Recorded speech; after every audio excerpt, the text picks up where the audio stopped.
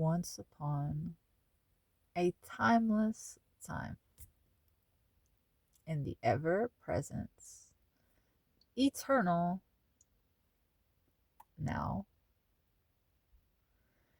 a beautiful, intelligent, statuesque, stunning woman said to me, "Have you always been this way?" And I said, "Well, I think so. But what do you mean by this way? How is it that you perceive me to be?" And she said, "Magical and kind and spiritual. Have you always been this way?" And my heart melted. And I said, "Take me now. I'm in love." I had only been in this person's presence a handful of times. But from the very first moment that I stepped into the same room as this person, my first encounter with this person, my heart began to sing. I felt so alive, so drawn to this complete and total stranger. And now here she was saying these words to me, seeing me. This person saw me like no one had ever seen me before. And don't we all want to be seen? So my heart sang around her.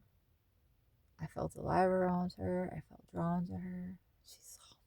What more is there? I thought, I have fallen in love with a complete and total stranger. And I must let her know, because I don't even think this is a thing that can happen, but it's happening. And maybe she feels the same way, because there's definitely chemistry here. It's palpable. I know she feels it too. Now, when I shared that with her, I didn't say, "You must feel it too," but I shared what I was feeling. I needed to come clean about it.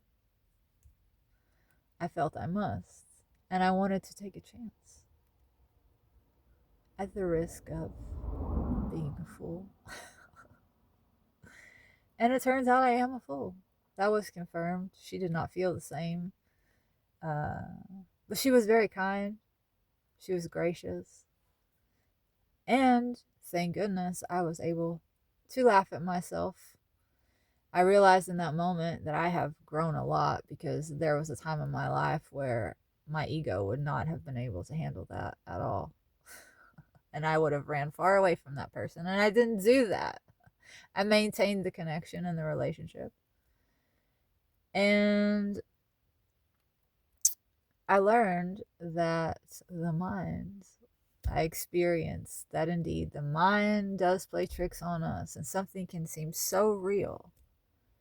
But what is going on is that the mind is making up a story for something that doesn't really make sense. It's trying to make the thing make sense. We have a feeling and we don't know why. And so the brain makes up a story about why we're feeling that way. And no, I wasn't in love with this person, but I was in love with the way I felt around this person. When I was around this person, I felt her energy. We feel everyone's energy because we are energetic beings. Just like sometimes I encounter people and their vibe is, to me, it's off. And I want to get far away from them. With this person, I was drawn to her energetically like I have never been drawn to anyone before. But I realized after I had this conversation with her that what was going on was that she felt familiar. Her vibe, her energy felt familiar. She felt like home. My home, the place I came from, my upbringing, my family, my roots. How I always felt back then. Familiar.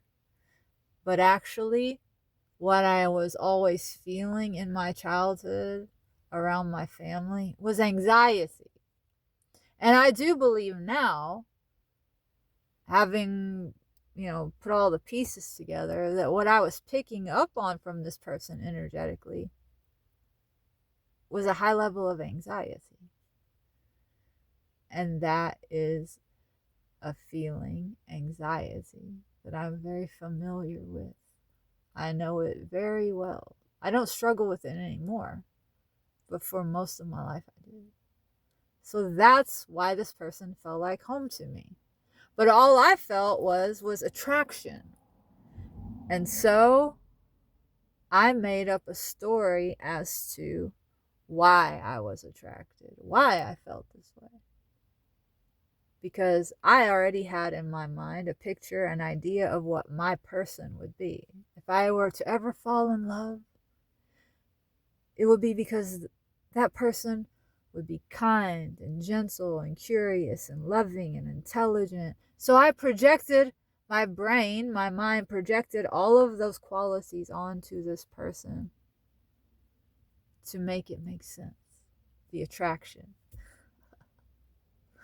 And I've since learned that that sort of experience where the attraction is lopsided and one-sided, it's called limerence.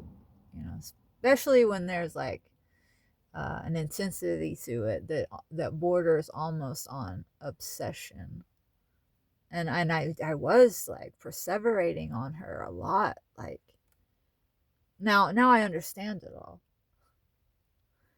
But why am I talking about this? Just a reminder that we're all fools. Our brains, our minds can make fools of us. And they do often. But that's part of life, it's part of growing, and we should always be willing to make a fool of ourselves. Because if we're not willing to do that and we don't embrace it, then we get stuck. And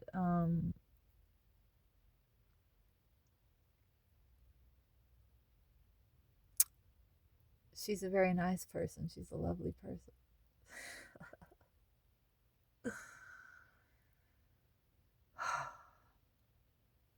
Oh, I went on a date last night. That's why I'm thinking about all this like attraction and love stuff, and that's probably why this came up for me.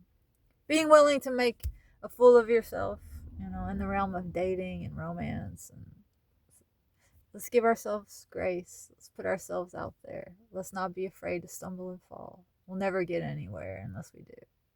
But the date last night. There will not be a day two, let's just say that. But it's okay. It was interesting. And